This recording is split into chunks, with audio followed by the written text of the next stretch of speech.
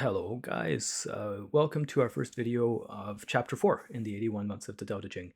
I thought that today, really cool thing to do would be to compare a modern Chinese language explanation of Chapter 4 against James Legg's translation. So James Legg was one of the early English language translators of the Dao De Jing, and his version is one of the standards, obviously, that's been passed down throughout history. It has been criticized to some extent, but nevertheless, it's a popular interpretation. And so I would like to compare it today against the explanation of the meaning of the chapter from the Chinese website Wuqianyan, 5,000 words or 5,000 sayings, which is a Dao De Jing website that has a annotation of the entire document, according to their own research. Okay, so this doesn't mean anything final about ultimate meaning of the Dao De Jing or anything like that. My personal position is that the way that we find meaning from the Dao De Jing changes relative to our experience, and so it doesn't have to have a finalistic perfect meaning. But if we make comparisons, we can learn, right?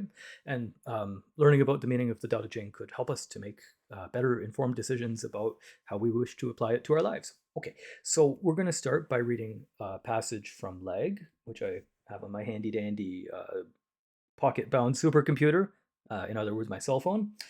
And we're going to compare that against the relevant passage from the Wu Jianyan explanation here. Okay, so Legg says, the Tao is like the emptiness of a vessel.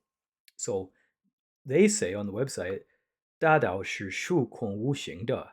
Okay, so the great Tao is empty and void and without form. Okay, so that's both of them are interpreting the first line, Dao Chong. So the Dao is empty. So Legg goes on and he says, in our employment of it, we must be on guard against all fullness. So Wu Qianyan says, 但它发生作用是吹永无止境.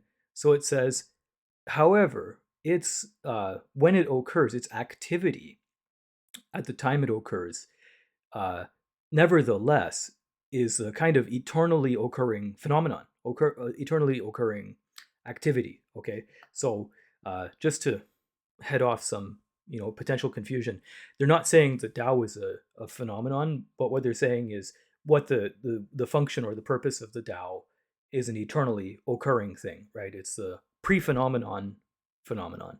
But this is what they're saying. So if you compare it to Legg, right? So in summary of this first section, he says, the Tao is like the emptiness of a vessel.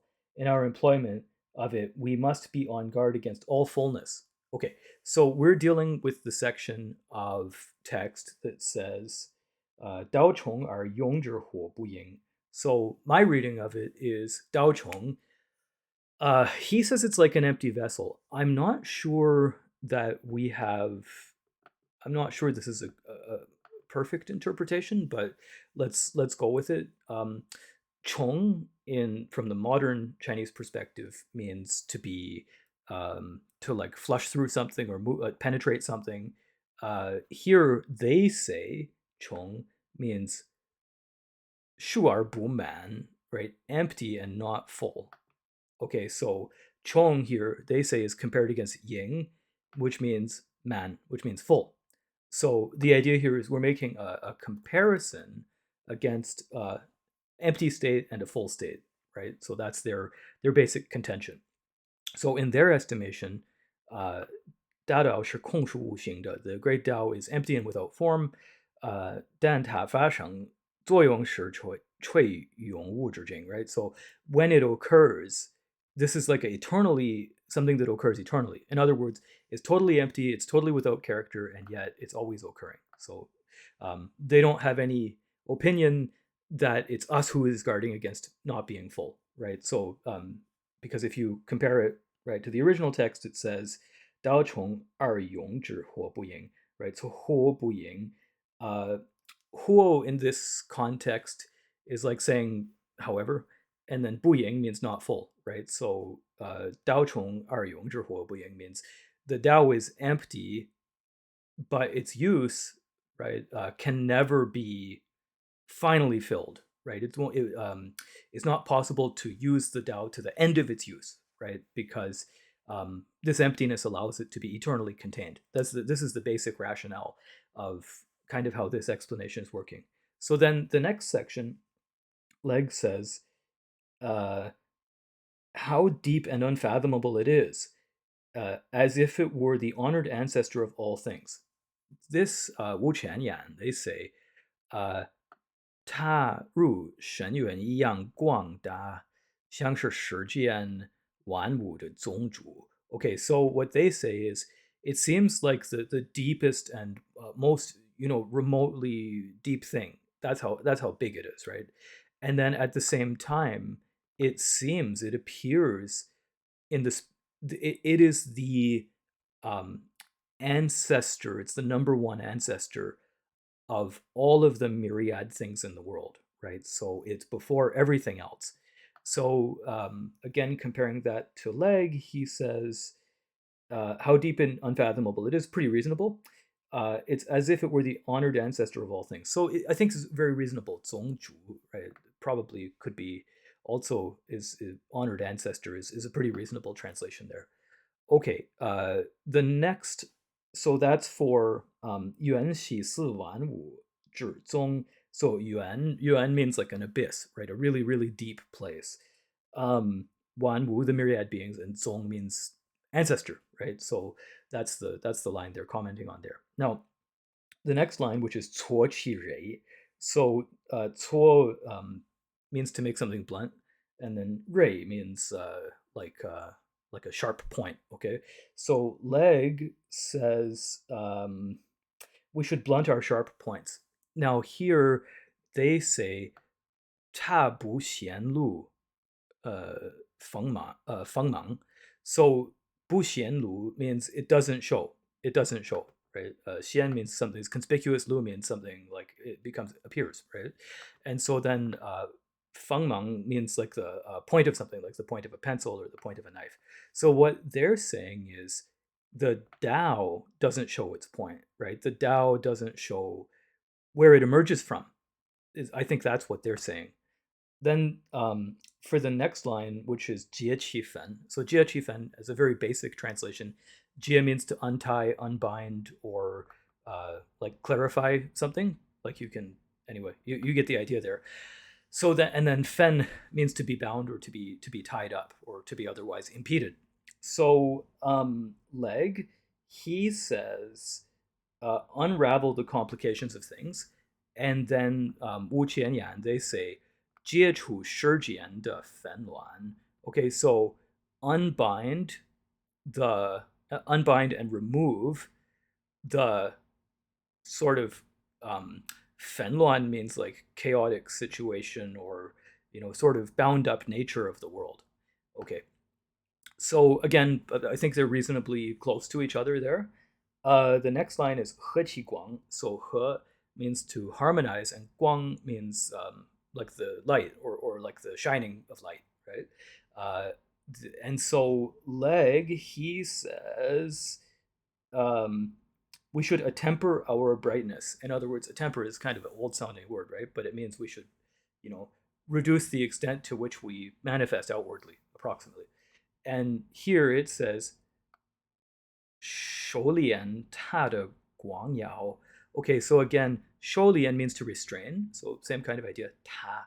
This is interesting because ta is a character you never use to refer to a person.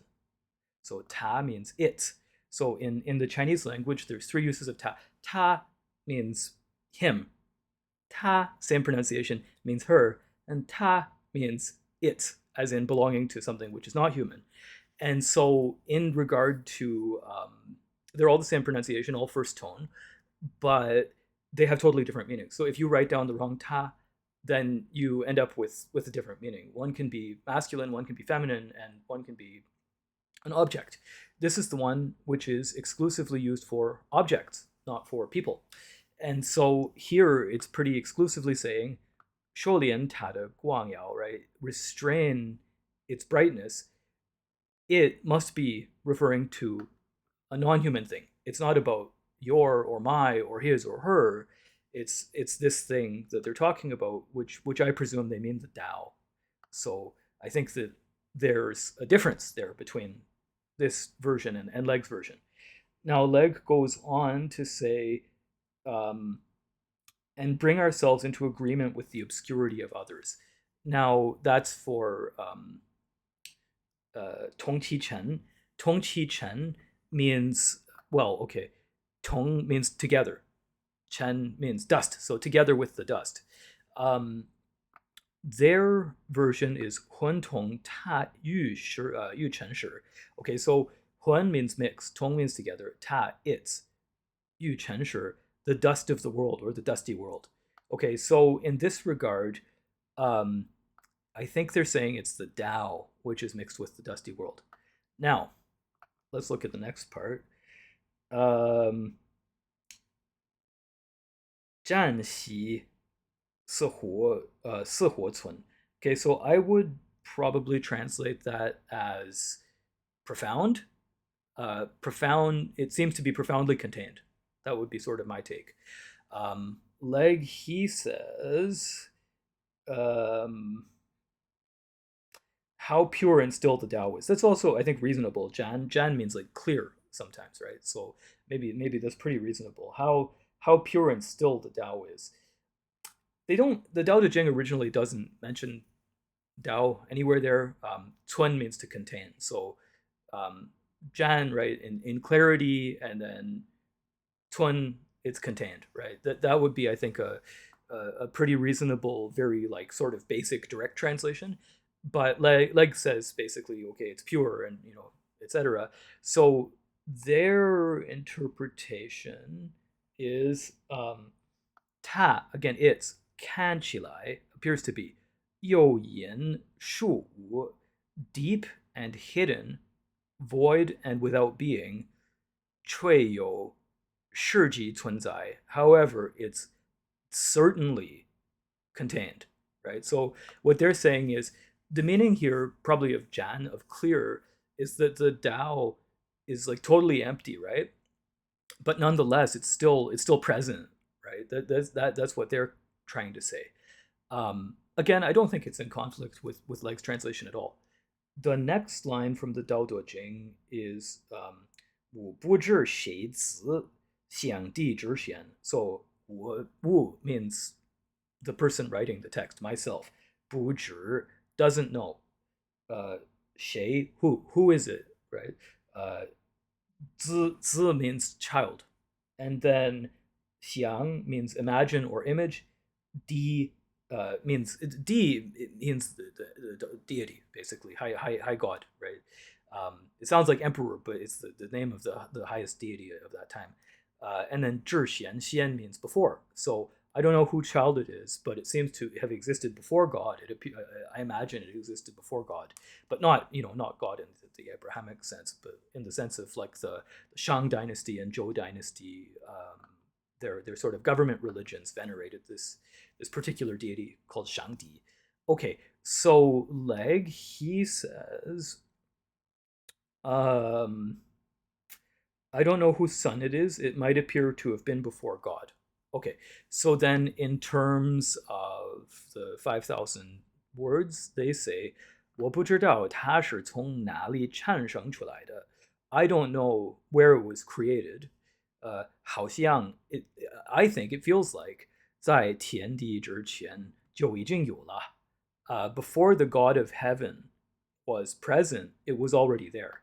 In other words, same basic meaning. Okay, same basic meaning. So now, can we say that these are very different versions and that they can't be synthesized?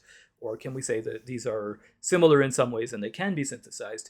Here's my basic opinion, for whatever it's worth. And it's not worth that much, but you chose to watch this video. I think basically that when we read the Dao De Jing, we can make 3 different readings, basically.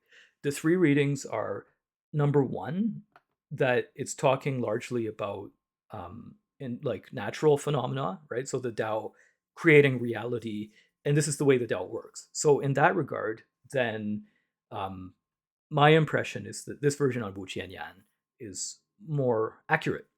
But another reading is what we do in human society to be in accord with the Tao, right? How we apply the Tao.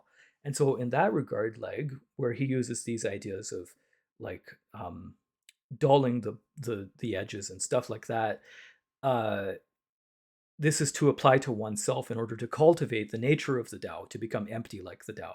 So I think Leg is right in that regard. There's another way to look at it, which is um, that this is something about the way that government should operate in society, which I personally believe is the most original meaning of the Dao De Jing. So, in that regard, um, you can say the operation of the Tao is meant to behave as an instruction to tell the leaders of these various states during the spring and autumn and warring states period how they should behave. Now, if we summarize it all together, right, we can say if there's those three different meanings, then actually the meaning is broadly synthetic in nature, right? So what you apply inwardly to yourself is also, if you apply the Taoist way of doing things, also it's in accord with the Tao. So both of those are covered. And if you apply it outwardly in the world, then this is how you quote unquote regulate the world. And so again, the third one is there too. So all of those three things, nature, the self, and society, are all present together. I think that is an accurate way to interpret the Dao De Jing. And so in that regard, I think that you can read these different interpretations and you can build up concept or a practice around working with the Tao, cultivating the Tao, that will make your overall inner cultivation environment much more abundant and successful, even if it's abundant in emptiness. And as a result, right, this will be a better way to interpret things rather than just relying on sort of one of three possible interpretations. uh, Perhaps there are other interpretations too, right? Like Taoist arts, for instance, or even things like Taoist liturgy could be interpreted using even another model, right? So a lot of the time in life, humans are very great pattern recognizers, and if we only recognize one pattern, then we may not come to a deep understanding. But if we can recognize many patterns, then it's possible that we'll come to a much deeper understanding. So that would be sort of my take on synthesizing these different interpretations. So that's the first video of chapter 4. See you next week with another video. Oh, by the way, I have been teaching courses about this subject. I will put some links in the description, and if you want to take a course, then they will be there uh, up to chapter 3 so far, and then today being February the 5th of 2026. On this Sunday, we start with chapter 4. Okay, see you soon.